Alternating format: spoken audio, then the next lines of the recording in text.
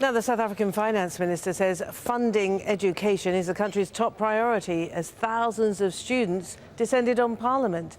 A large crowd of students are currently gathered in Cape Town, where the latest budget is being unveiled. Violent protests began last year, putting the government under pressure to fund free tertiary education. Haru Mutasa is there with the students outside Parliament in Cape Town. What's going on, Haru?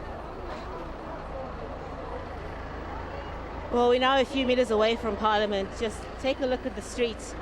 You've got some police on the roads. That group of people there, a student was injured and he's lying on the floor over there where people are gathering. I think he was hit by a rock or something and they're waiting for an ambulance.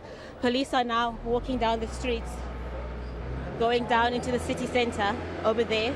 You see the water cannon.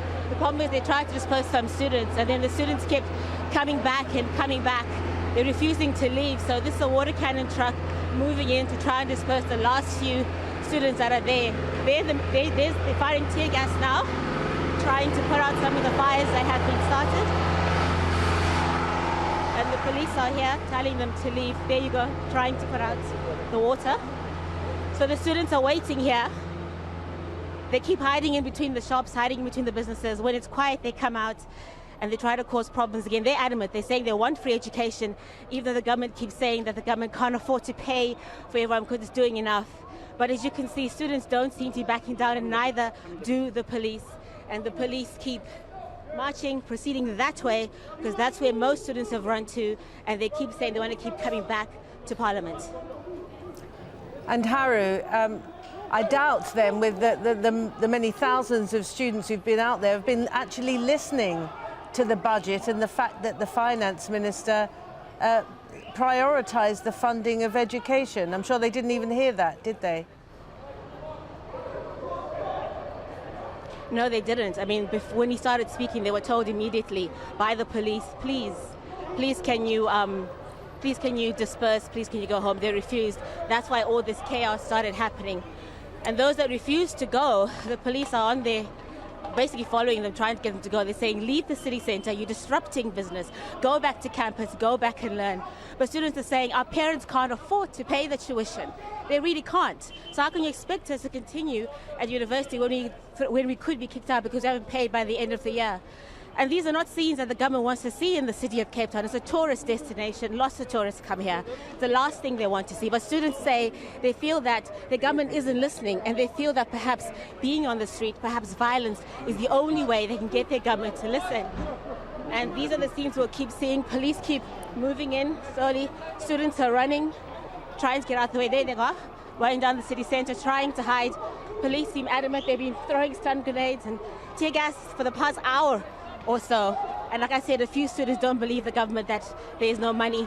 They're saying there should be education that's free. They want it free for the poor black majority, who they say have been sidelined by the ANC-led government. And this is a protest, isn't it, Haru, that's been going on for more than a year now.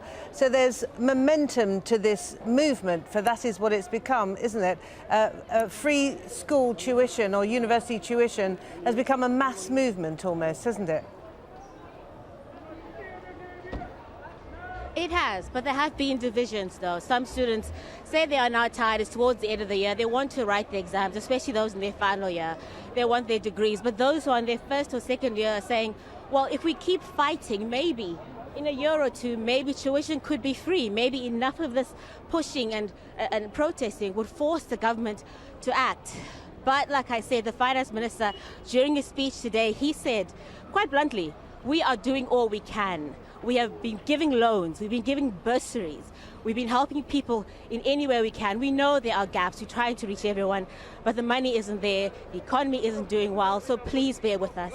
Students don't seem to want to bear with the government, and the police have been told to disperse any troublemakers, especially those who are in the city centre, because this is a business district. Businesses have now closed because of this. Tourists who are in this part of town have left and gone back to their hotels because these are chaotic scenes that really the government doesn't want to be happening down the city centre. Absolutely. Saying, again, if it takes this to get government to listen to them, then that's what they'll keep doing. And Haru, it's impossible to ignore the historical precedent set by the 1976 students in Soweto, of course, who met with similar strong resistance. Many students died, and that was a seminal moment in South Africa's apartheid history, wasn't it? And it's just, it echoes this, doesn't it, so well?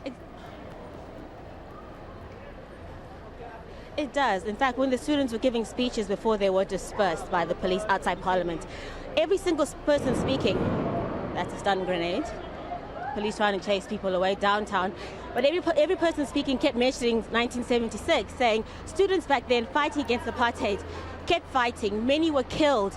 It was a disastrous moment, but then things changed. Eventually apartheid ended, South Africa got democracy, and the country moved forward, and people were hopeful, but now they're disappointed. More than 20 years after the end of apartheid, black people are still very poor, black people are struggling, a small minority is benefiting, a black elite, and the whites are still pretty much in control of white capital. So these students are saying enough is enough. We will go back on the streets like our parents did, and hopefully there will be some change. All right, Haru, I'm going to leave you now to stay on the streets of Cape Town and keep watching things for us. As you can see, the South African police approaching the students. This in, as Haru said, one of the main cities, the principal city really in South Africa for tourism, at least, Cape Town. And so we're going to leave those scenes now.